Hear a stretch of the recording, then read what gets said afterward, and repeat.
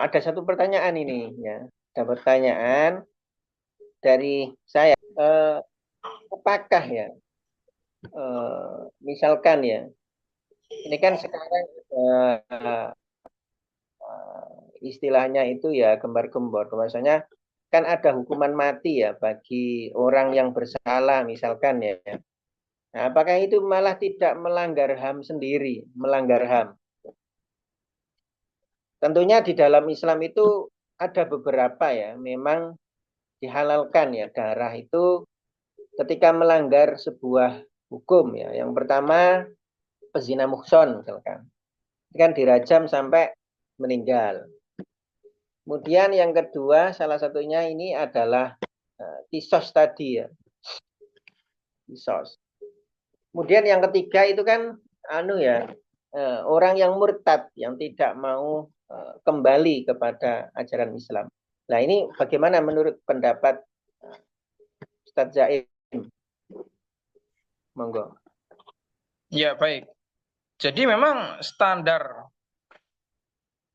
hukum ya dalam Islam itu bukan penilaian HAM versi HAM orang-orang Barat itu ya.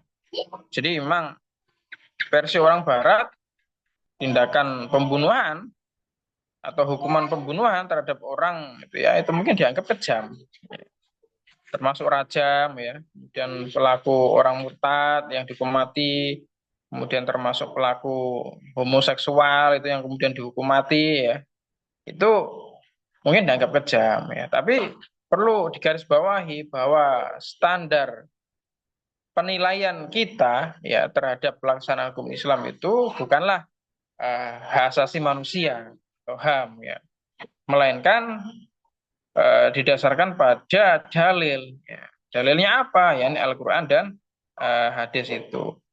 Nah, dari sini kemudian kita bisa membandingkan sebenarnya justru ham-ham yang digembar-gemborkan oleh orang-orang Barat itu sebenarnya banyak sekali yang bertentangan dengan Islam, ya, bahkan bersifat hipokrit gitu ya. Nah, itu eh, perspektif ya kebebasan hak asasi manusia menurut Barat itu. Jadi hukum Islam kalau diterapkan itu bertentangan dengan HAM gitu ya. Nah, tapi kita sebagai seorang Muslim standar kita itu bukan hak asasi manusia ya, tapi itu memang kita mendasarkan pada dalil ya. Kalau itu dalilnya ada dilaksanakan, kalau nggak ada ya tidak usah dilaksanakan. Nah, berkaitan dengan pembunuhan terhadap pelaku eh, kriminal yang membunuh orang, ya itu ada dalilnya apa ya disuruh bunuh sama Allah itu ya, kisos itu. Jadi kita tidak perlu HAM untuk em, apa namanya sebagai standar penerapan syariat. Mungkin itu jawabannya saya katakan. Oke, terima kasih, Ustadz Zaim. Ada satu lagi nih ya. Eh, Hukum kisos itu kan sebuah kewajiban ya, termasuk tadi eh, apa raja murtadin itu, ini kan sebuah kewajiban ya bagi umat Islam yang tentunya kewajiban itu ada dasarnya dalam Al-Quran. Kemudian tidak hanya sekedar kewajiban yang semua orang itu wajib untuk melakukan, tapi harus ada institusi. Ini yang perlu digarisbawahi kan ada institusi yang seperti jenengan bilang tadi.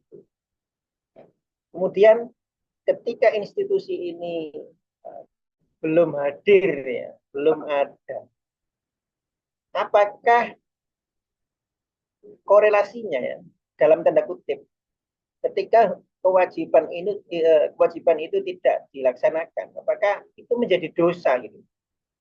Kemudian apakah ketika kita yang tidak ikut ya, tidak ikut membunuh, tidak ikut berzina, tidak ikut murtad, apakah kita itu juga terkena dosa itu? Gitu. Mohon dijelaskan itu. Karena kan sebuah kewajiban ya. Kalau yang saya tahu itu kewajiban itu adalah kewajiban kifayah. Yang kewajiban kifayah itu ketika belum tertunaikan maka menjadi dosa yang ditanggung oleh seluruh umat Islam di dunia, tidak hanya di wilayah itu. Apakah betul seperti itu, Ustaz? Iya, jadi memang itu betul loh ya, karena memang dosa itu ada 3 jenis ya. Jenis yang pertama itu adalah dosa yang disebabkan oleh kesalahan kita terhadap Allah Subhanahu wa Ta'ala ya. Itu adalah dosa yang disebabkan karena kita sendiri ya melanggar perintah-perintah Allah gitu ya.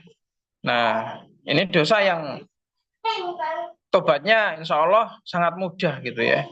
Yakni dengan memohon ampunan kepada Allah secara langsung ya. Tobatnya kepada Allah secara langsung. Ini dosa jenis yang pertama. Nah, kemudian dosa jenis yang kedua itu adalah dosa yang dilakukan kepada sesama manusia ya, atau dosa muamalah ya. Nah, misalnya apa? Misalnya seorang itu mencuri ya. Maka dosa ini adalah dosa yang berkaitan dengan orang lain. Cara menebusnya ya, cara bertobatnya ya ini harus diselesaikan dengan orang yang kita curi barangnya tadi itu. Ya, kita kembalikan gitu ya.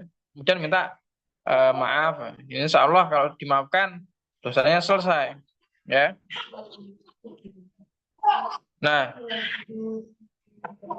kemudian ini dosa jenis kedua ini ya itu juga lebih relatif mudah ya untuk kita ini mendapatkan ampunan gitu ya.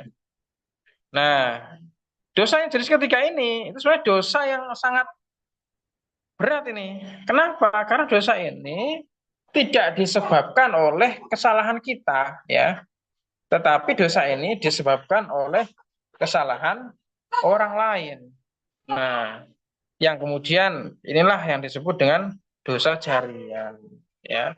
Dosa ini itu terjadi ketika seorang itu melakukan kesalahan ya atau maksiat. Nah, contohnya apa? Yang sering kita dapatkan dari guru-guru kita itu kan misalnya mengurus jenazah. Mengurus jenazah itu kalau tidak ada yang ngurusi itu ya, umat Islam nggak ada yang ngurusi, dosa semua itu sedunia ya. Tapi kalau sudah ada yang mengurusi, ya, misalnya satu RT itu ada yang ngurusi sampai dari dimandikan sampai selesai dikuburkan, nah itu udah gugur semua dosanya kaum muslimin tuh. Nah, itu contohnya yang sering kita dapatkan. Nah, termasuk tadi itu apa namanya hukuman khisos itu perintahnya adalah wajib, ya perintahnya wajib. Jadi kalau sesuatu itu yang diperintahkan oleh Allah berupa kewajiban tidak dilaksanakan, maka hukumnya berdosa. Nah, pertanyaan sekarang apakah memberikan hukuman kisos kepada pelaku pembunuh ya itu sudah diterapkan? Nah, jawabannya kan belum. Maka ketika ini belum diterapkan, maka seluruh kaum muslimin berdosa. Tidak hanya yang membunuh, ya, tetapi orang yang tidak ikut membunuh itu pun kena dosanya. Ya. Ada lagi misalnya dosa karena perzinahan.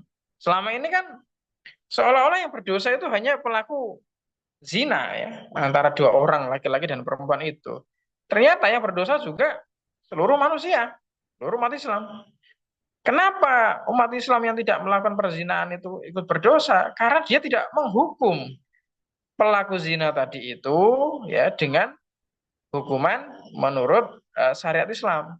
Kalau dia guru muhson ya dicambuk itu.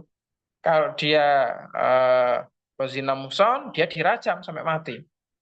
Nah, ini perintah dia, rajam itu perintah dari Allah. Jadi kalau perintah tidak dilaksanakan dosa ya.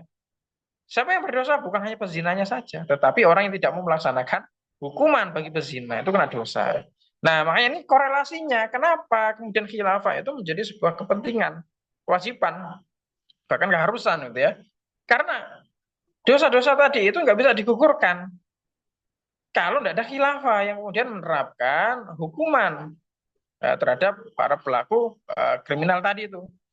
Ya, jadi khilafah itu yang punya wewenang, khalifahnya punya wewenang. untuk memberikan hukuman berdasarkan syariat Islam. Nah, jadi sebenarnya khilafah ini itu nanti kalau tegak itu bisa menggugurkan banyak sekali dosa jariah yang dilakukan oleh manusia gitu ya. Nah, makanya ini kenapa pentingnya khilafah bagi umat Islam? Ya, diantaranya adalah menggugurkan dosa jariah, ya. Karena hukum kisos ini kan nggak bisa dilaksanakan oleh negara republik demokrasi kan nggak bisa itu ya. Atau negara apalagi misalnya kerajaan itu kan nggak bisa. Ya, bisa menerapkan ya khilafah. Nah, disinilah urgensi khilafah bagi kehidupan umat Islam ya, tidak hanya umat Islam saja sebenarnya ya, tapi seluruh dunia gitu ya. Nah, mungkin itu jawabannya demikian. Oke, terima kasih Mas. Sungguh sangat luar biasa. Berarti ngeri ya.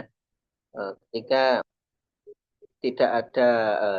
kita tidak melakukan sebuah dosa tadi itu ternyata eh, kita juga kena dosanya. Tetapi ya, apakah memang seperti itu ya? Letter leg akhirnya wah ini lah dosa kabeh santunya lah. Terus bagaimana ini caranya untuk agar kita ini eh, tadi kan kita berdosa agar dosa itu hilang atau agar pahala kita itu bisa menumpuki ya dosa itu atau bisa menghilangkan dosa itu bagaimana caranya? Secara pribadi saya juga ngeri gitu loh, wong gak ikut berdosa kemudian ikut menanggung dosanya ya, tidak ikut melakukan tapi ikut menanggung dosanya lah. Apakah ada sebuah amalan yang mungkin ini bisa menutupi dosa itu? Itu apakah ada ya? Atau bagaimana caranya ketika kita ini tadi kita kan dapat dosa lah. Pahala untuk menutupi dosa atau apa yang kita lakukan agar kita ini tidak berdosa selama-lamanya sampai hukum itu ditegakkan dengan Islam. Seperti itu. Ya, ya. Baik. Memang ada satu amalan yang kemudian bisa menggugurkan dosa jariah tadi itu ya. Amalan itu apa? Tentu amalan itu berkaitan dengan penyelesaian dosa jariah itu. Jadi kalau contoh tadi ya, mengurusi jenazah gitu ya. Ada satu orang meninggal di satu kampung, semuanya nggak mau mengurusi gitu ya. Maka itu dosa semua. Tetapi seandainya ada satu orang saja gitu ya, yang kemudian ngurusi jenazah tadi itu, nah cuma kalau satu orang ini kan nggak bisa menyelesaikan gitu ya, mau mandikan sendiri, kemudian mengkafani sendiri, mensolatkan sendiri, gotong sendiri ke apa kuburan ini kan juga mungkin susah gitu ya. Nah, kalau satu orang ini tadi itu mengurusi tadi itu ya, pengurusan jenazah itu dilalah atau ternyata ya sebelum tuntas dilaksanakan sampai dikuburkan selesai orang tadi itu sudah meninggal gitu ya. Maka orang ini sudah tidak eh, mendapatkan dosa jariah lagi. Ya. Kenapa? Karena orang tadi itu sudah berjuang menggugurkan dosa jariah meskipun usahanya itu belum selesai, belum tuntas. Nah, dengan apa? Dengan ikut ngurusi jenazah tadi itu. Ya, itu adalah hujah di hadapan Allah kelak bahwa dia itu sudah mencoba mengurusi jenazah tadi itu. Ya, meskipun apa namanya belum berhasil ya. Tetapi dia ini sudah mencoba untuk menggugurkan dosa kifayah gitu ya, meskipun belum berhasil. Nah, sama seperti tadi itu ya, bagaimana biar kisos ini tidak terus-terusan kaum muslimin ini mendapatkan dosa syariah. Ya berarti kaum muslimin harus ikut berpartisipasi bagi tegaknya hukum kisos tadi itu. Nah, tegaknya hukum kisos ini kan dengan adanya institusi khilafah gitu ya. Berarti kaum muslimin itu harus mencurahkan tenaganya gitu ya.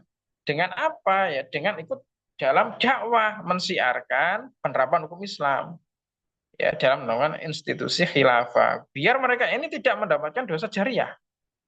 Nah, makanya ini ada apa namanya caranya gitu ya dan ini adalah cara untuk menggugurkan dosa kifayah tadi itu yakni dengan ikut berjuang menegakkan apa namanya khilafah dan insya Allah ini akan menjadi hujah kita kelak di hadapan Allah, apa namanya, kalau nanti kita dipanggil oleh Allah, ya kita punya hujahnya, ya Allah saya sudah berjuang menegakkan khilafah, dengan khilafah nanti hukum khusus itu akan diterapkan, ya. Tetapi perjuangan saya ini belum selesai, saya sudah engkau ambil nyawanya misalnya, ya. Ini adalah menjadi hujah kita, ya. Nah, mungkin itu jawabannya, Cak Tekan. Ya, terima kasih. Ya, pertanyaan selanjutnya ini, kan ada pembunuhan begal ya dalam rangka membela diri ya. Jadi ada orang yang dibegal terus membela diri, ternyata yang membegal ini meninggal. Ya. Ternyata pembela atau si korban pencurian ini atau korban pembegal ini menjadi tersangka pembunuhan lah. Ini bagaimana menyikapi hal ini?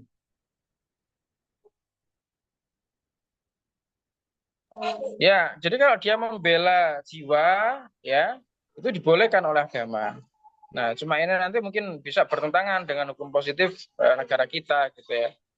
Ya, makanya ini kita kembalikan kepada niatnya, gitu ya. Kalau dia memang membela jiwa, membela harta, dan dia misalkan mati, ya dia syahid itu. Tapi kalau misalkan begalnya yang mati, gitu ya, dilawan begalnya yang mati, kemudian kitanya justru di penjara, ya itu juga insya Allah pahala bagi kita, gitu ya. Pahala bagi kita. Tapi ini negara salah menghukum orang, gitu ya. Nah, kenapa kok salah ya? Kan tadi itu hukum positif buatan manusia itu tidak memberikan keadilan ya kepada manusia. Mungkin itu, Cak. Terima kasih. Ya, alhamdulillah ya setelah hampir 1 jam ya bersama kita Ustadz Jaim ya pada acara pada malam hari ini sepertinya cukup ya karena sudah tidak ada pertanyaan lagi. Closing ya teman-teman tentang materi kita yaitu wajib memelihara jiwa manusia. Ya, Ayo. jadi memang eh, pentingnya penerapan syariat Islam itu adalah untuk mewujudkan makosid syariah. Dari 5 makosid syariah itu diantaranya adalah melindungi jiwa, ya. Nah, ini menjadi penting manakala sekarang banyak jiwa manusia itu tidak terlindungi, ya, kemudian tersia-siakan, ya, dan bagi orang yang melakukan pembunuhan itu tidak mendapatkan hukuman yang adil sebagaimana yang ia lakukan kepada korban itu. Nah, makanya khilafah yang kemudian nanti akan diterapkan, gitu ya, itu akan memberikan jaminan keadilan, ya, kepada manusia, ya. Tidak hanya bagi korban tapi juga pelaku. Bagi korban dia mendapatkan keadilan dengan dibunuhnya pelaku, bagi pelaku dia mendapatkan keadilan agar di akhirat kelak ya tidak disiksa oleh Allah di neraka, gitu ya. Nah, ini adalah keadilan, gitu. Nah, kalau diberikan pilihan, pilih mana? Menderita di dunia sebentar atau menderita di akhirat selama-lamanya atau lama di akhirat, gitu ya. Nah, kalau di kisos di dunia dia sakitnya ya ketika dibunuh itu saja, ya. Setelah itu nanti di akhirat tidak disiksa. Kalau dia lolos dari hukuman kisos di dunia, dia disiksa di akhirat itu. Namanya ini pentingnya penerapan syariat Islam dalam sebuah institusi khilafah. Dan kita berlomba-lomba seharusnya ya untuk menjemput pertolongan Allah itu ya dengan memperjuangkan tegaknya kembali khilafah alamin haji nubuwah. Demikian saya akhiri. Assalamualaikum warahmatullahi wabarakatuh. Waalaikumsalam warahmatullahi wabarakatuh. Demikian tadi kajian kita ya, bedah kafah online. Saya sebagai pembawa acara, mohon maaf yang sebesar-besarnya apabila ada kekurangan, ada kesalahan dalam kami menyajikan kajian bedah kafah online ini. Akhirnya, marilah kita tutup acara pada malam hari ini dengan doa kafaratul majelis. Semoga apa yang kita bahas ya pada malam hari ini sedikit mencerdaskan, sedikit memberikan ilmu kepada kita, khususnya semoga ya tidak ada lagi pembunuhan-pembunuhan yang bisa membahayakan jiwa manusia. Astaghfirullahaladzim, astaghfirullahaladzim, astaghfirullahaladzim. Subhanakallahumma bihamdika asyhadu an la ilaha illa anta astaghfiruka wa atubu ilaik. Subhanallah. Assalamualaikum warahmatullahi wabarakatuh.